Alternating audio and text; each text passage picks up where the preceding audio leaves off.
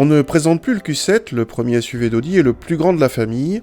Cette deuxième génération, lancée en 2015, a vu sa gamme s'enrichir en 2016 d'une version d'entrée de gamme dotée d'un V6 diesel de 3 litres et 218 chevaux. Cette version reste proposée uniquement en transmission intégrale, contrairement au X5 ou GLE d'entrée de gamme, également disponible en 2 roues motrices. Ce Q7 d'entrée de gamme a quand même droit à tous les niveaux de finition et laisse le choix entre 5 ou 7 places. Notre modèle d'essai arbore des roues de 20 pouces optionnelles, mais vous pouvez monter jusqu'à 22 pouces.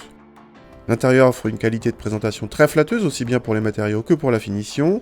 L'équipement de notre modèle d'essai comprend le Virtual Cockpit, mais la suspension pilotée avec le mode off-road est en option. A l'arrière, on trouve sur notre modèle 3 sièges individuels coulissants et rabattables et 2 places de plus en troisième rangée, manœuvrables électriquement. L'habitabilité est généreuse pour 5. À 7 en revanche, les passagers du fond manquent de place. Siège du fond rabattu, le coffre dépasse de peu les 500 litres selon nos mesures, un peu décevant vu le gabarit.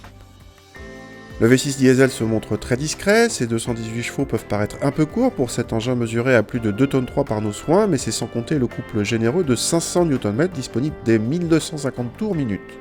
Du coup les performances sont suffisantes et permettent de relancer correctement même sur autoroute.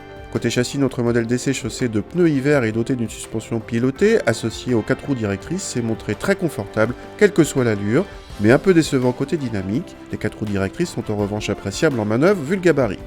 Question budget, avec ce bloc d'entrée de gamme, façon de parler, on attendait des consommations en baisse par rapport au TDI 272 chevaux, mais il n'en est rien et du coup ce Q7 consomme beaucoup face au GLE 250D de roues motrices, avec presque 2 litres de plus en moyenne selon nos mesures.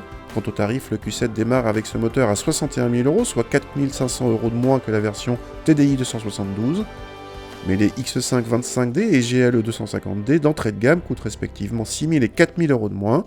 Pour les côtés moins chers, ce Q7 est donc à côté de la plaque, mais ses prestations restent celles d'un haut de gamme très flatteur.